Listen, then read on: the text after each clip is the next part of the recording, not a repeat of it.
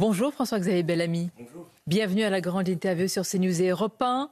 Vous êtes le chef de file des Républicains au Parlement européen et vice-président des LR. Donald Trump s'est félicité cette nuit des opérations américaines contre les sites nucléaires iraniens. C'est une réussite militaire spectaculaire, a-t-il dit. Il y a eu des dégâts monumentaux, a précisé le président américain. Est-ce que ce matin, François-Xavier Bellamy, vous vous félicitez sans ambiguïté de l'action américaine et de son résultat ? Ou est-ce que, comme le président français, vous craignez un engrenage ? La destruction du programme nucléaire militaire iranien ne peut être qu'une excellente nouvelle pour le monde entier. Pour Israël, bien sûr, qui était menacé tous les jours dans son existence même par les dirigeants iraniens, mais aussi pour nos pays, parce qu'en réalité, ce qui est visé à travers Israël, c'est aussi le monde occidental. Nos pays ont été directement déjà la cible du terrorisme organisé par l'Iran. Et donc la fin de ce programme nucléaire est une bonne nouvelle pour la sécurité du monde, pour la sécurité du monde occidental en particulier. Pourtant, la France, ni informée et encore moins partie prenante. Comment vous expliquez ou vous comprenez la position d'Emmanuel Macron qui parlait il y a encore quelques heures, François-Xavier Bellamy, de négociations, de paix, alors que les bombardiers américains avaient déjà été en vol et allaient sur place? Vous savez, je crois que nous sommes en train de vivre un basculement du monde et que les Européens, en général, ont du mal à le comprendre. Pendant longtemps, nous avons cru à un ordre international fondé sur des règles, c'est l'expression que j'entends si souvent à Bruxelles. Nous avons cru que le droit international serait le seul cadre dans lequel se déroulerait toute discussion future. Nous avons cru à ce que Francis Fukuyama appelait dans les années 90 la fin de l'histoire. Et aujourd'hui, nous vivons la fin de l'histoire. Ça ne veut pas dire qu'il faille renoncer au droit, ça ne veut pas dire qu'il faille renoncer à la justice. Mais je crois que nous devons comprendre à nouveau que la justice sans la force est impuissante. C'est la grande leçon de l'histoire de l'Europe. Et le drame, c'est que les Européens l'aient oublié. Blaise Pascal, pardon de revenir à la philosophie, mais Pascal disait « Ne pouvant faire que ce qui est juste fût fort, on doit faire que ce qui est fort soit juste ». Il faut absolument qu'on fasse en sorte que la force soit canalisée par l'exigence de la justice. Mais le fait est que nous avons renoncé au langage de la force. Nous, les Européens, depuis des décennies maintenant. Quelle est notre place, notre influence européenne, mais plus singulièrement française, dans cette région si stratégique du Proche et du Moyen-Orient ? Mais le fait est, on est obligé de le constater aujourd'hui. La France, l'Europe sont devenus les spectateurs d'une histoire qui s'écrit sans eux. Et ce n'est pas une fatalité. Pour ma part, ça fait des années que je le dis. Et je crois que le grand défi pour les pays européens aujourd'hui, pour la France en particulier, c'est de retrouver les moyens de maîtriser leur destin. Je le dis, je le répète, il faut que ça devienne maintenant une réalité concrète. Il faut qu'on investisse dans ce qui nous permettra de retrouver la capacité d'agir. Et je me permets de dire que ce que nous voyons aujourd'hui, sous nos yeux, c'est que la situation dans laquelle nous sommes n'a rien d'une fatalité. On nous a expliqué pendant très longtemps qu'on était maintenant trop petit pour peser, que notre PIB dans l'économie internationale était devenu trop léger, que nous n'avions plus le poids lourd qui permettait d'agir en première ligne. Mais c'est faux. Regardez un pays comme Israël. Ça n'est pas par son PIB dans le monde qu'Israël aujourd'hui existe. Ça n'est pas par la surface de son pays qu'Israël pèse. Mais Israël est un pays qui s'est donné les moyens de décider de son avenir. Avec des alliances stratégiques, avec un allié, avec une alliance de granit, les États-Unis. Avec des alliances qui ne sont pas non plus des dépendances, parce qu'on voit bien que Israël est aussi en train d'imposer son tempo, y compris à son allié américain parfois. Donc le fait est que la grande question qui est posée pour nos pays, et je ne dis pas par là qu'il faille suivre le modèle d'Israël ou que ce soit un modèle pour nous, je dis simplement que le grand sujet pour nous, le grand sujet du réveil européen, c'est est-ce que nous avons la capacité de retrouver cette volonté d'exister, cette volonté de peser. Lorsque Emmanuel Macron parle encore aujourd'hui de possibles négociations, comment vous comprenez cela, François-Xavier Bellamy ? Mais la négociation, elle est toujours nécessaire. Bien sûr, il faut de la diplomatie. Ça fait 40 ans, si je puis dire, qu'elle dure. Enfin, très longtemps qu'on cherche mais pourquoi est-ce que la négociation a été un échec jusque-là ? Pourquoi est-ce qu'en une semaine, on vient de vivre le dénouement de 25 ans de négociations inutiles? Parce qu'encore une fois, je le répète, ce que nous retrouvons aujourd'hui, c'est la nécessité de la force. Le droit, la diplomatie, la négociation sans la force, ça ne veut rien dire. La diplomatie sans la force, ça devient du bavardage inutile. La diplomatie sans la capacité de peser, sans la capacité d'agir, ça devient en réalité des communiqués interminables remplis de mots qui sonnent creux. Et c'est la raison pour laquelle Je le répète, pour la France, aujourd'hui, le moment que nous vivons, ce moment doit être l'occasion d'un réveil. Je me suis battu au Parlement européen. Réveil, oui, et des divisions, on va en parler au Parlement européen, c'est très important. Mais la classe politique française se déchire au sujet de ces frappes américaines. D'un côté, Rick Ciotti dénonce François-Xavier Bellamy un gouvernement munichois. De l'autre, la France insoumise montre du doigt un gouvernement qui ne condamne pas clairement les frappes américaines et LFI en appelle au droit international. Comment vous expliquez aujourd'hui de la part de certains dans notre classe politique une complaisance par rapport au régime des Mollahs qui, je le rappelle, fouette les femmes qui ne sont pas voilées et châtie les homosexuels? Le régime iranien est d'abord le bourreau de son propre peuple. Et il est stupéfiant que des forces politiques en France comme en Europe soient incapables de le dire. Et moi, je pense aujourd'hui à l'attitude sidérante, il n'y a pas d'autre mot, de la France insoumise, dont les parlementaires invoquent maintenant le droit de l'Iran de répliquer. Comme si l'Iran, en la matière, était agressé gratuitement. L'Iran, tous les jours, le régime iranien a menacé de détruire Israël. Tous les jours, le régime iranien a raconté que ce programme nucléaire avait pour objectif d'annihiler Israël. Et voilà que maintenant, les parlementaires de la France insoumise nous parlent du droit que l'Iran aurait de répliquer. La vérité, c'est que le droit qu'il faut défendre, c'est d'abord le droit du peuple iranien de cesser de subir le joug de ce régime islamiste qui détruit toutes ses libertés. Régime se change par la force, des bombes. Est-ce qu'il se change par une démonstration de force et des bombes, un régime? En tous les cas, il faut que nous fassions tout ce qui est en notre pouvoir pour aider le peuple iranien à se libérer de ce régime. Et déjà, à ne pas le justifier. Aussi, j'allais dire, expérimenté sur l'histoire et ce qui se passe, François-Xavier Bellamy. Est-ce qu'un régime se change par la force? Dans l'histoire, on ne peut pas dire qu'il y ait une seule réponse à cette question. Si les Américains et les Britanniques, s'étaient dit en 1944, non, maintenant on s'arrête là, on ne change pas des régimes par la force, le destin de l'Europe aurait peut-être pas été exactement le même aujourd'hui.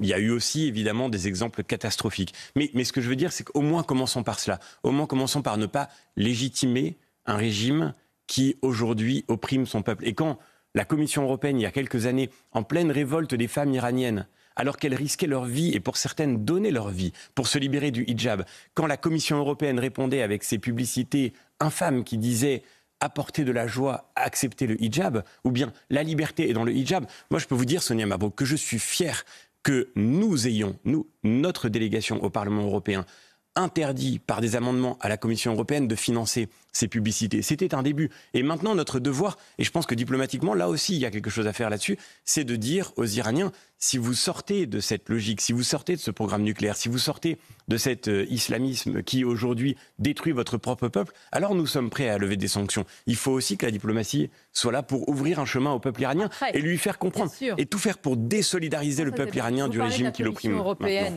Peut-être qu'il y a eu une pause, mais quand même, les financements continuent. Comment vous expliquez que cette même commission continue de financer de nombreuses organisations qui font donc, comme vous l'avez dit, la promotion d'un islam radical et soi-disant au nom de valeurs européennes? Parce que nous subissons un entrisme de ces organisations islamistes au sein de nos institutions qui sont par naïveté, par complaisance, par lâcheté, par compromission, par convergence idéologique parfois, qui se sont d'une certaine manière laissés détourner de leur fonction, de leur mission, de leur vocation par ces organisations qui ont cherché à les pirater de l'intérieur d'une certaine façon. La semaine dernière, Sonia Mabrouk, nous avons obtenu enfin la création d'une commission d'enquête parlementaire. Et nous l'avons fait, malheureusement, malgré le refus des socialistes, le refus des Verts, le refus, malheureusement, de nos collègues macronistes qui ne voulaient pas entendre parler d'une commission d'enquête sur le financement des ONG. C'était pourtant fondamental, parce qu'aujourd'hui, ces ONG, elles prennent de plus en plus de place dans la vie de nos démocraties, et la transparence de leur financement est une nécessité impérative pour garantir la sécurité de nos pays. Parce que demain, si des ONG sont instrumentalisées, ça peut être par l'islamisme, ça peut être par d'autres grandes puissances qui ne nous veulent pas du bien. Je pense notamment à tout l'agenda environnemental de décroissance qui a été porté par ces ONG dans le débat public en France comme en Europe. Eh bien, nous voyons là un sujet de vulnérabilité structurelle pour nos pays. Et donc, ça y est, on a obtenu cette commission d'enquête, on va enfin faire la transparence. Le devoir de transparence. Justement, devoir de transparence aussi dans ce qui se passe en France quand il y a des événements ou des fêtes comme la fête de la musique, François-Xavier Bellamy, qui a dégénéré dans notre pays, pillage, agression sexuelle, coups de couteau et puis ce phénomène inquiétant de piqûres. Des femmes ont été piquées avec des seringues. Est-ce qu'il ne peut plus y avoir un événement en France, une fête, sans qu'il y ait de tels débordements, de tels pillages et saccages? C'est le symptôme de ce que notre pays connaît aujourd'hui.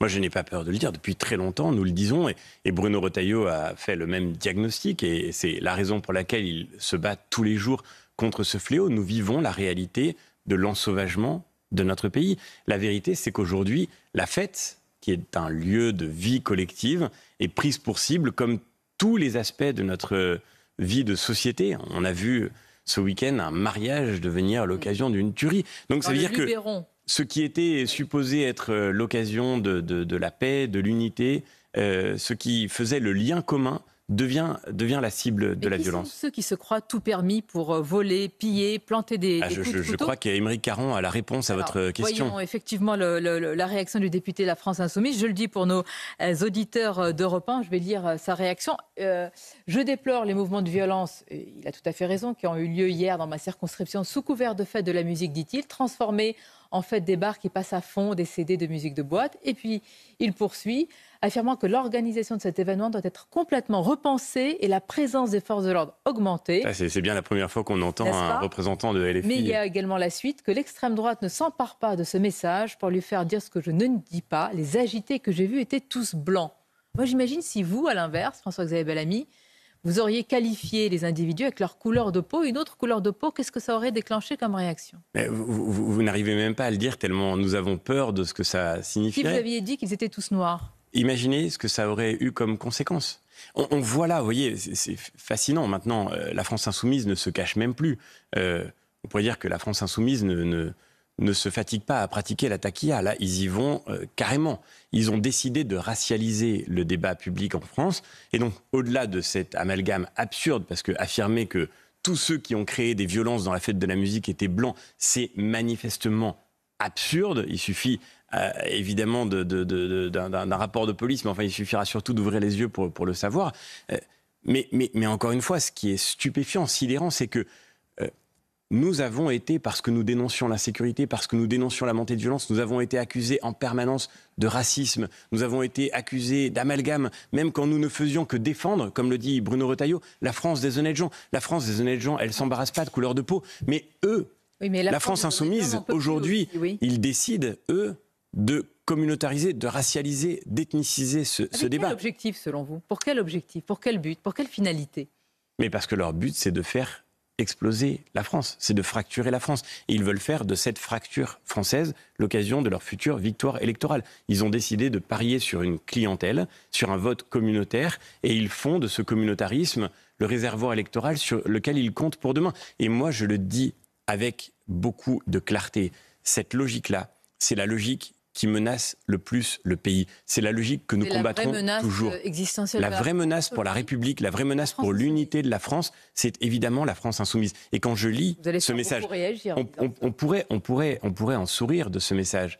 Et de fait, il mérite qu'on en sourie un peu parce qu'il y a un peu de ridicule là-dedans. Mais je crois qu'une fois passé le sourire, il faut prendre très au sérieux la stratégie de ce mouvement parce qu'elle menace le fondement même de ce qui fait notre pays. On entend le poids de vos mots, mais à qui le dites-vous? En ce moment, le gouvernement et le Premier ministre, dit-on, est occupé à, si je puis dire, sauver sa tête, alors que se réunit ce jour le conclave sur les retraites pour un ultime échange. François-Xavier Bellamy, François Bayrou ajuste ses arguments en cas de départ forcé de Matignon, selon le Parisien. Bref, on est dans un compte à rebours aujourd'hui. C'est l'immobilisme de la France qui prévaut? Mais le fait est qu'aujourd'hui, la France n'a pas de majorité à l'Assemblée nationale. Ça ne veut pas dire qu'on ne puisse pas agir sur beaucoup de sujets. Il y a d'ailleurs, à travers Bruno Retailleau, à travers les ministres LR au gouvernement... Beaucoup aussi ce qu'il fait. Hein. Précisément, on n'a jamais connu autant d'interpellations dans ces événements marqués par la violence que lors de ces dernières semaines. Au moment des émeutes qui ont suivi la victoire du Paris Saint-Germain, ou bien au cours de la fête de la musique, maintenant le sujet, ce ne sera pas seulement d'interpeller, et tous les Français le voient bien. Le sujet, c'est de reconstruire la chaîne pénale. Le sujet, c'est de reconstruire un État qui soit capable, de bout en bout, d'assurer, depuis l'éducation jusqu'à la sanction, l'autorité de l'État, le sens de l'autorité, du respect de l'autorité. Et ça supposera une alternance, ça supposera une majorité claire. Et ça, c'est le travail que nous faisons aujourd'hui avec les Républicains pour reconstruire une droite en France qui offre au pays la perspective d'alternance et d'espérance dont il a tellement besoin. Avec déjà l'objectif de 2027. Merci François. Merci à vous. C'était votre grande interview. Bonne journée, à bientôt. Merci encore.